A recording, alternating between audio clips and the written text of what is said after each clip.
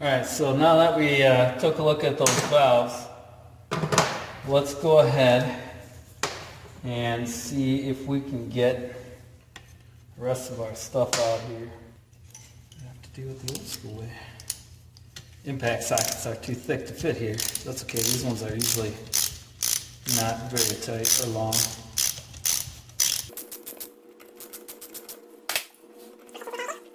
And this is the valve box here. This is the valve box cover, as well as a breather cover.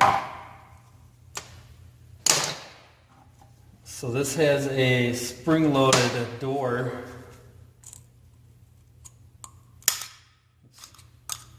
That's supposed to let out the vapors. And then here are your springs that hold the valves into the block. And you can see right now how they both move. This will be valve overlap. In order to get them out, I need to roll the engine over one more full revolution so that they both don't move. And then I would use my valve spring compressor here. I could find that key, lift and turn until they pop out here. Oops, there goes the gasket.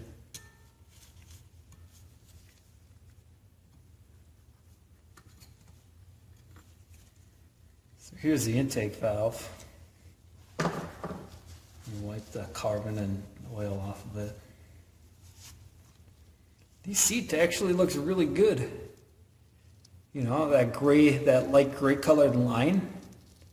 It's mostly even in thickness. Doesn't appear to be a lot of black pitting within it. It's actually not bad.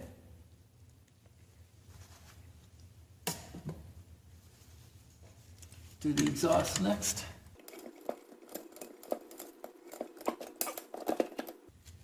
All right. The exhaust, on the other hand, whew.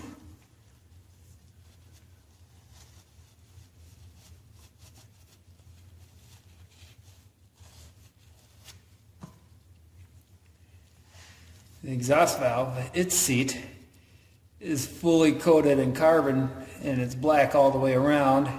You might even be able to see that it's kind of worn slightly concave.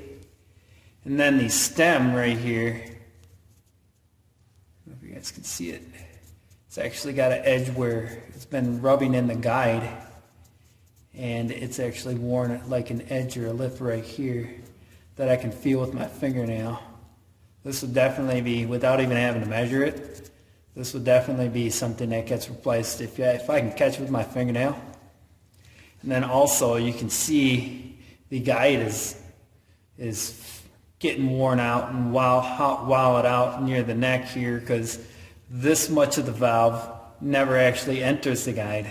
But this portion of the valve, it goes into the guide and you can see that the carbon in the exhaust was pushing up into the guide, or actually down into the guide, and staining the valve stem all the way into the guide, because that means that the guide is worn out and it's too large in diameter here at the end of the valve, and then it's rocking in there, and that's how we get this lip right here. And you can see a decent amount of carbon buildup on the back side of the head too, above the face. Okay. That's pretty normal wear progression for an engine, and I'm not surprised to see that on a 45-year-old valve. Seen way worse on way younger engines. Maybe we'll keep that around as a show and tell piece. Now we can get these springs out here. So these have springs, and then they have keepers very similar to our engine, except they're in the block instead of on a cylinder head. So you can pull out this one here too.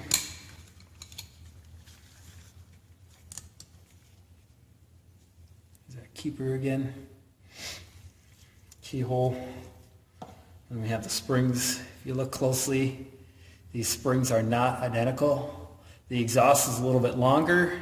The intake, it's one end of its coils is a little bit more compressed. Okay, so we would want to, if this was the engine we were rebuilding, we would need to make sure that we keep track of which one's which. Alright, so it's time to go after this crankcase cover now. Find the socket that we need.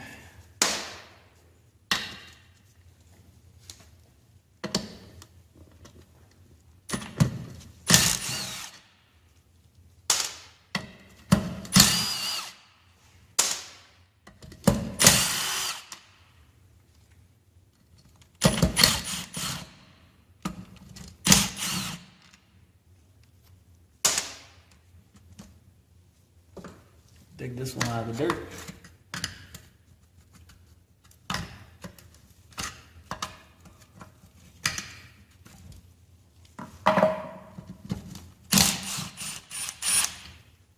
Try not to fling too much onto the walls.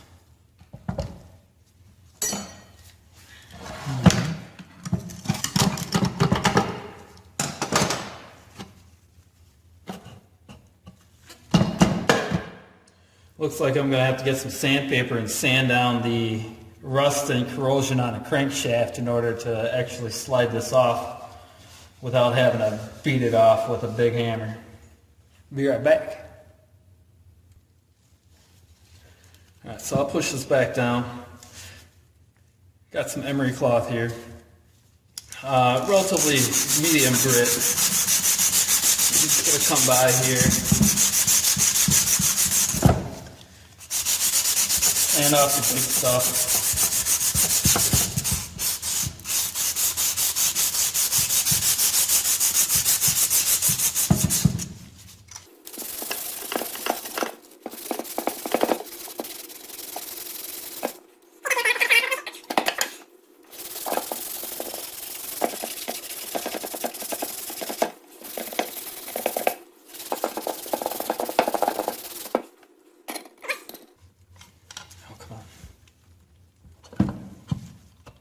This is where I guess I could get a bigger puller if I really needed to. I think I can slip it off of here yet.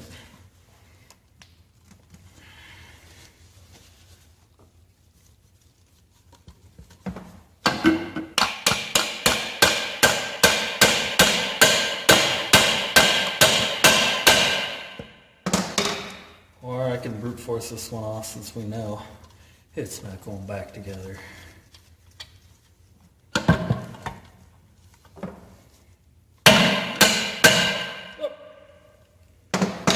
There we go.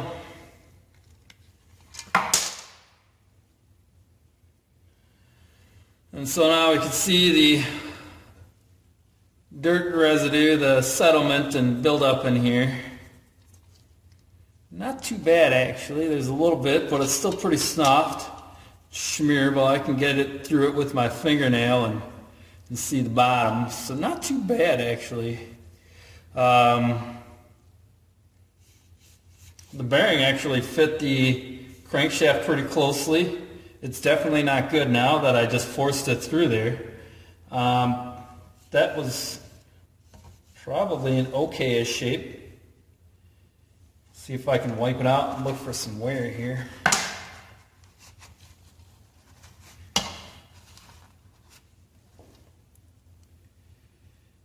You might be able to see there's some color variation. There's some vertical scoring, probably from removal. There's also some wear that would occur during normal operation.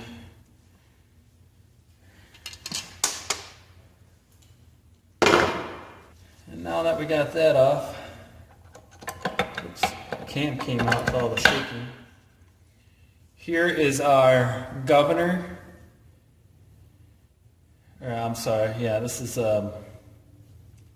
just the newer ones would have a set of spool weights here. This one is just an oil splasher. So this would ride around right here like this and the gear would mesh, and then as the engine ran, these paddles would dip into the oil and splash oil everywhere. So this is an oil slinger. The newer versions of these would also have a set of mechanical flyweights for a mechanical governor setup, and there'd be a spool that would move in and out on the top of this. And then here we have our camshaft. See if we can find a timing mark. Yep, here's our timing mark. Little dot right there, that's the timing mark, and there's our camshaft with our cam lobes. We're looking pretty good shape. Bearings, teeth look really good. Crankshaft still has its timing mark right there. We got some valve tappets.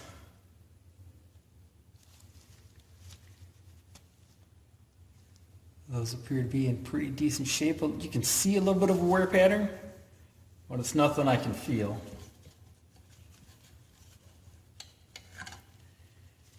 And then, of course, these two are identical to each other.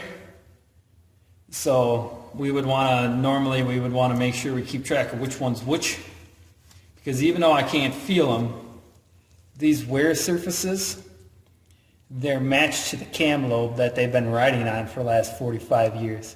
And if I switch them up, there's going to be rapid wear as they refamiliarize themselves to the new cam lobe. And then now you can see here,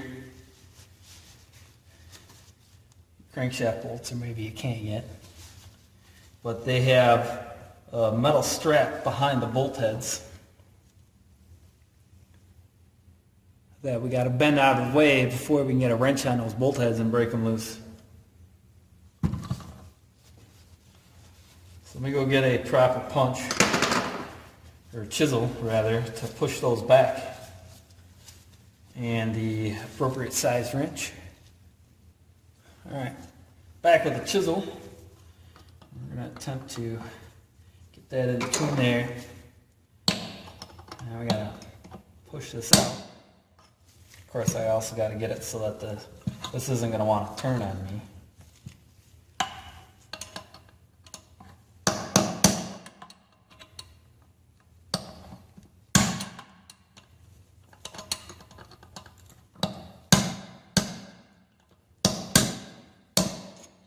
And if I was doing this and wanting to rebuild the engine, I need to make sure that when I'm doing this, I'm not damaging this gasket surface here with the shank of the chisel.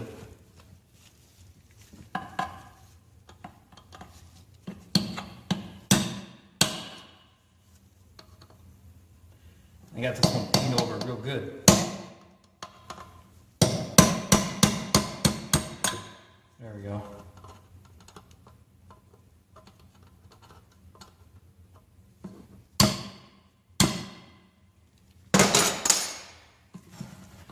Get a wrench on that now to loosen them. Yeah. Oh, come on.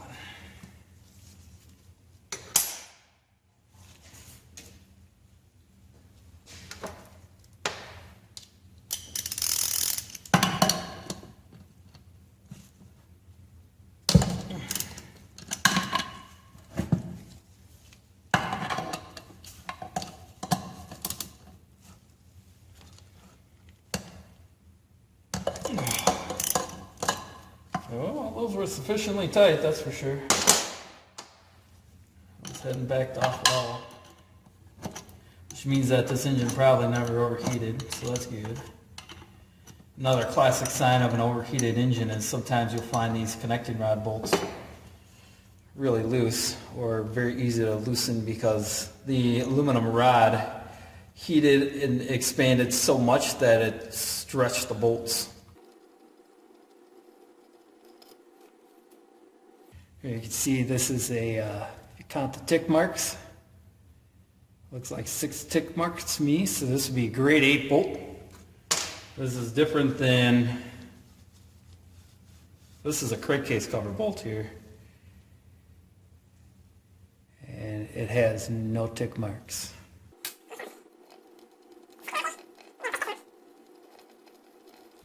And somebody's got to clean up this mess. There's that metal strap, other bolt.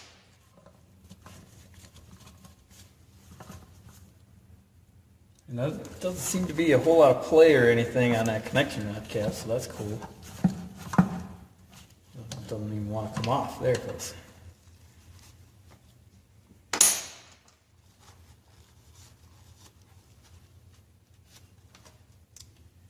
So there's the connecting rod cap.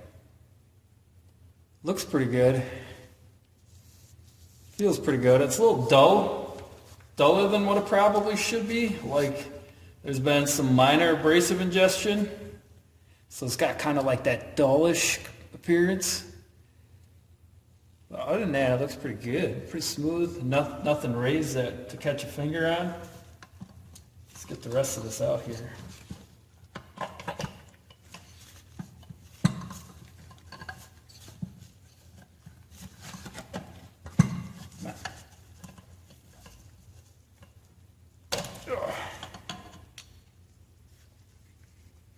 So there's the piston.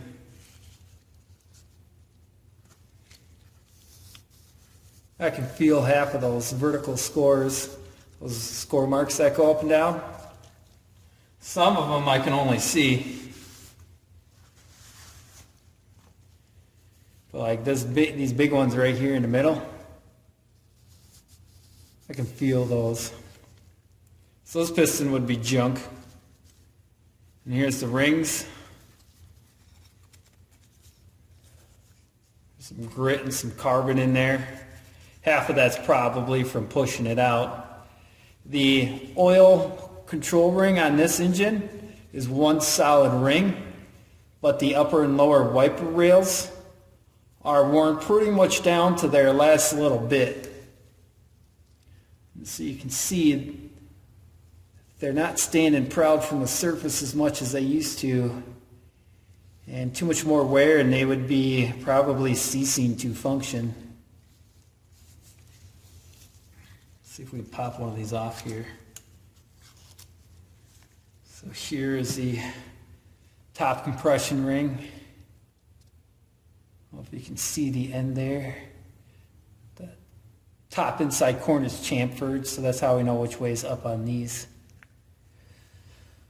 Looking at it from bird's eye view, looks to be pretty even in thickness, but looks can be deceiving. Should really need to be measured with a feeler gauge to measure the ring end gap or micrometer. Overall, I think the wear looks pretty good. It indicates that this engine was at least reasonably cared for, had at least a few oil changes in its life. See if we can get this other ring off. This is not the advisable way to take rings off, by the way. I'm doing it because the engine's already pretty much toast. But here is our middle scraper ring. You can see that the bottom corner is notched so that scrapes oil off the cylinder wall. But it also helps a little bit with compression. So you can see here the different profile that it has.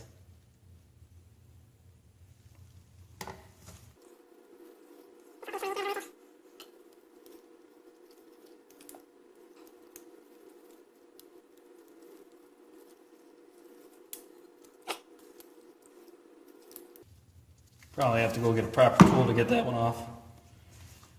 So we'll pull the crank out here. We'll come back to that last ring. We'll pull the crank out here just to keep things moving. Looks like there was a decent amount of oil left in there.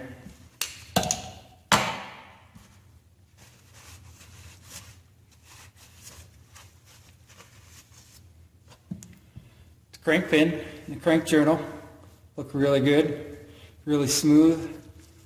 Little slight discoloration spot there, but overall really smooth.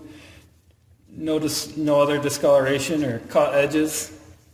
Here you can see the centric part ground down for the ignition points. This would be the part where the points were allowed to close and then open. And this is where that plunger for that movable point would ride right here. And then of course this is your keyway. right there, and then your flyweights. And the timing mark on that gear there, let's see. It's that little line right there, that's the timing mark on this crank. The crank looks in really good shape.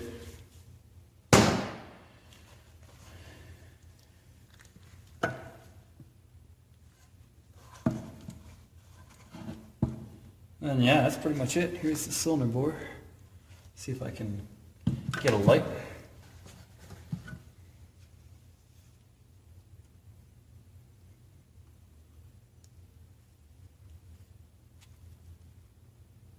See the scoring there, and there. Just a few spots of crosshatches left. Does this help any? Nope.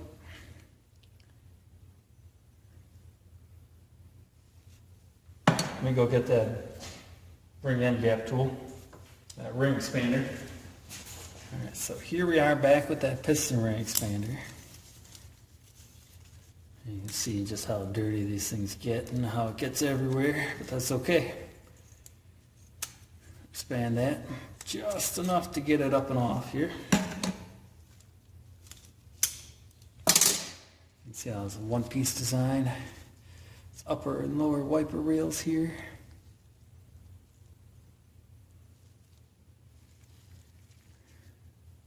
You see how there's like light spots and dark spots? That's where it would rub versus not rub. So this thing wasn't even sitting flat in its groove because there's a dark spot right there. Light spot, dark spot, light spot. And it just so happens that those correspond with the slots in them there too. So maybe we could have had some issues. And just like your engine too, we got holes in the back. We can see that the grooves aren't all that full of carbon. They look relatively clean. I mean, there's some dirt and some darkness and some oil residue, but they're not completely clogged with carbon. The holes aren't filled up with carbon or coked oil. Bottom side of the piston looks relatively clean. It's a little bit darkened from some soot and debris, but there's not like oil cooked to the bottom of the piston, or the wrist pin hasn't turned yellowish in color. And that still feels pretty good here, the wrist pin. Let's take the wrist pin out while we're at it. So these have like little C-clips. You got to go in and kind of pull towards the center, twist and pull out at the same time. Usually these are one-time use clips because you end up destroying them on their way out.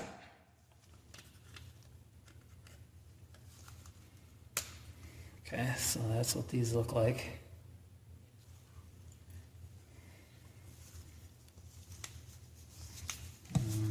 Took the wrong side out. I should have taken this side out. And the other one. And then come in here and we can push that pin out.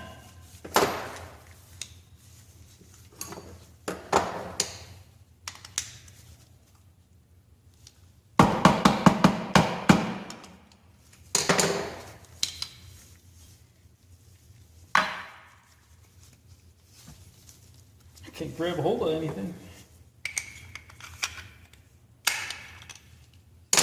5/16 nut driver does the trick here. So here's the wrist pin. It's just a hardened steel hollow pin. It looks really good. There's nothing but the dirt from my fingers on it. No detectable wear marks that I could feel on my finger. And then there's the connecting rod, small end bore. That looks pretty good. And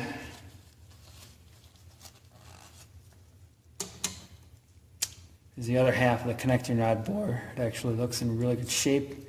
You can see where the oil's allowed to come into the bearing, and it's got a little slot that it can travel around a little bit in. Because the oil would splash onto the connecting rod, and as it's coming around, oil would pretty much get driven into the hole there and find its way into the bearing through that groove. So yeah, that looks pretty good, assuming that this is a 45-year-old connecting rod. That looks like really good. One last thing, I guess. So if you can see the bottom of the cylinder there, you might be able to see more of the cross-hatching. The part of the cylinder where the rings don't travel still has its cross-hatching, but then there's a pretty definitive line where that color changes and the cross-hatching disappears and is replaced with vertical scoring.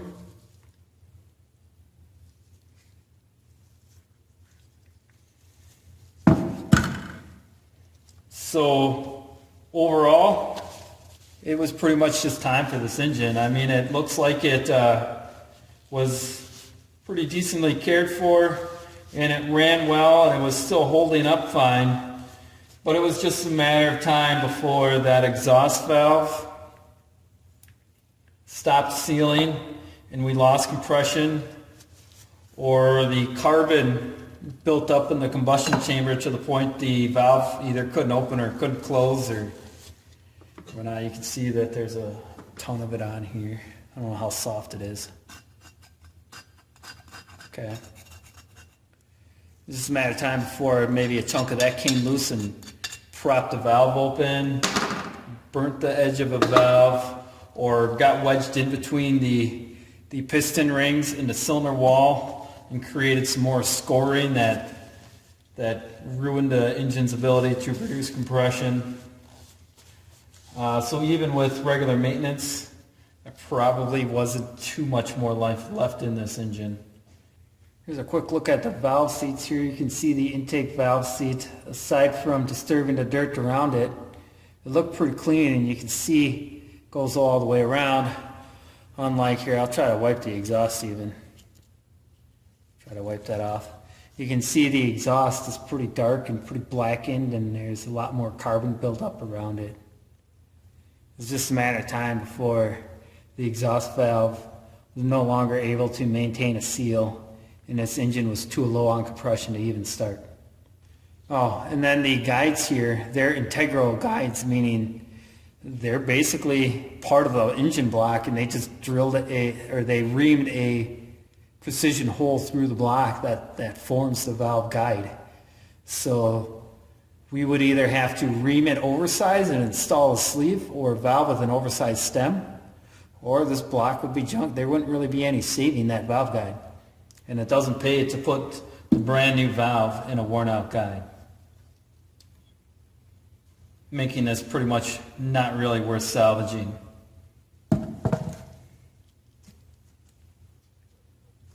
And then a little bit of head gasket. This is all carbon built up here. It's just kind of stuck around, and if this were to break off and come loose in the engine, stop a valve from closing or sealing, or score up the cylinder. And that's all just unburnt fuel that builds up over time. That is all.